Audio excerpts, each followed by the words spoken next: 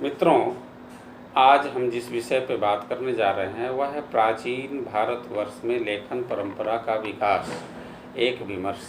यह विषय भारतीय इतिहास में आज तक विवादित रहा है कि हमारी लेखन परंपरा कब से प्रारंभ हुई और इसका इतिहास क्या है। भारतीय इतिहास लेखन का निरंतर बदलता आयाम एवं इसमें निहित संभावनाओं ने जहाँ इस विषय को गति प्रदान किया है, वहीं दूसरी ओर इसे गतिमान भी बनाए रखा है।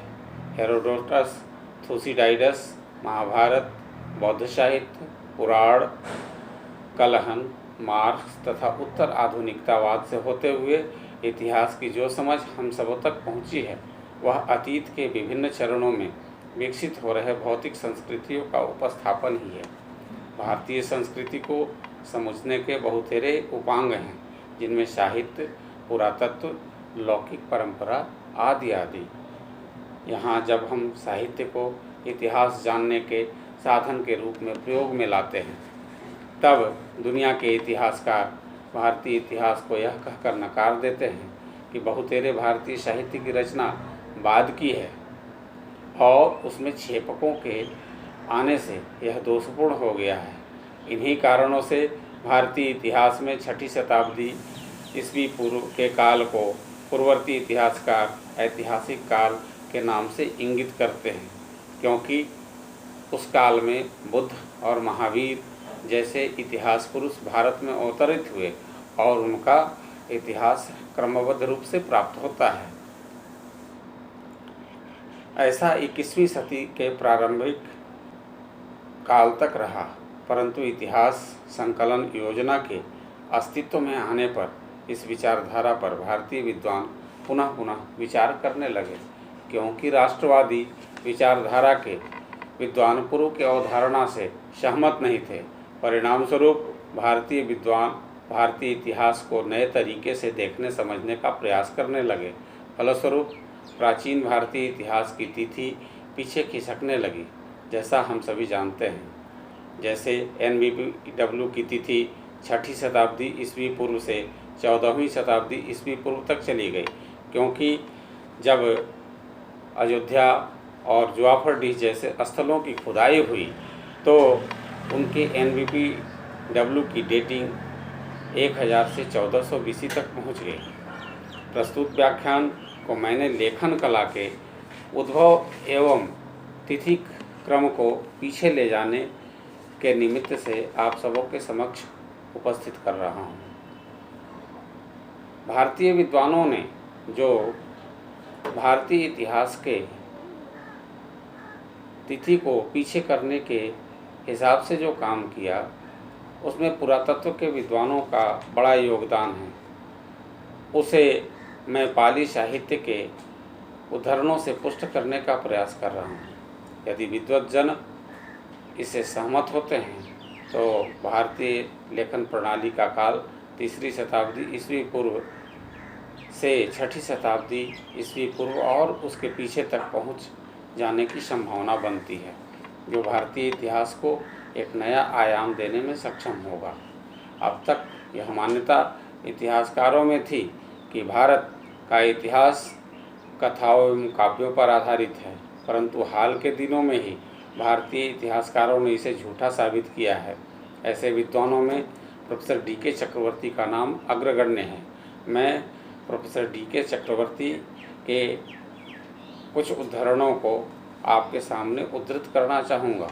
उन्होंने अपनी पुस्तक Oxford companion to Indian archaeology के द्वारा भारतीय पुरातत्व को क्रमवार 2000 BC तक प्रमाणिक तौर पर पहुंचाया है। इस पुस्तक में उन्होंने लेखन प्रणाली के इतिहास को भी पूर्व मान्यता के प्रतिकूल 7वीं 8वीं शताब्दी ईस्वी पूर्व तक पहुंचाने का प्रयास किया है, जिसके प्रमाणिक पुरातात्विक साक्ष्य हैं। उन्होंने अपनी पुस्तक में जो लिखा है, मैं उसे आपके समक्ष प्रस्तुत कर रहा हूँ।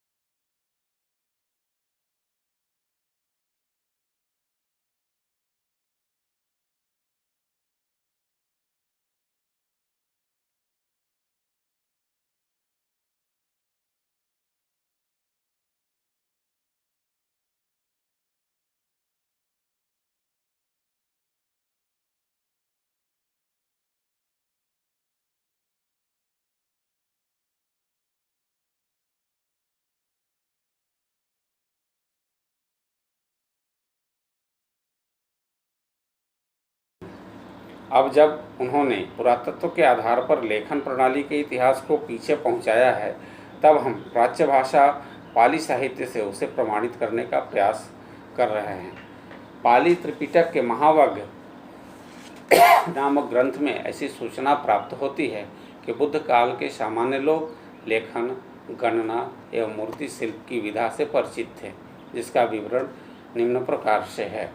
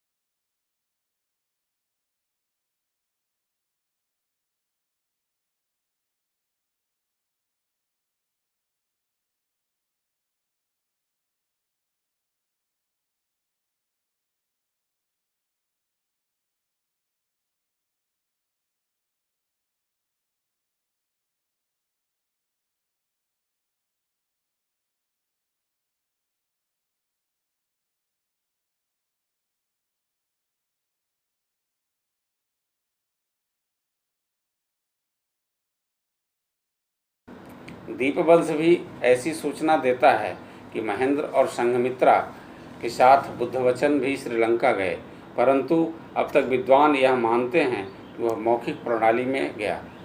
परंतु मेरा मत इससे प्रतिकूल है, क्योंकि उस काल में जब हम पत्थरों पर लिखने में सक्षम थे, तब ताड़पत्र और भोजपत्र पर क्यों नहीं। दुर्भाग्यवश उसके कोई साक्ष्य अभी तक उपलब्ध नहीं हो पा रहे हैं। परंतु जब हम पाली साहित्य के इतिहास को पढ़ते हैं, तब यह पता चलता है कि बुद्धघोष के अट्ठकथा लिखने के उपरांत प्रथम संगीति के अट्ठकथा जो महेंद्र के द्वारा श्रीलंका ले जाए गए थे, उन्हें स्तूपों में तिरोहित कर दिया गया। अब प्रश्न यह उठता है कि यदि वे मौखिक थे तो तिरोहित किसे किया गया। इसका अर्थ यही जान पड़ता है कि वे भौतिक स्वरूप में श्रीलंका गए थे। इन तथ्यों से यह प्रमाणित होता है कि भारतीय लेखन प्रणाली का इतिहास ज़्यादा प्राचीन है, न कि 3री-4वीं शताब्दी ईस्वी पूर्व। हालांकि इस पर अभी और शोध करने की आवश्यकता है, जिससे भारतीय इतिहास प्रामाणिक तौर पर पीछे जाए। धन्यवाद।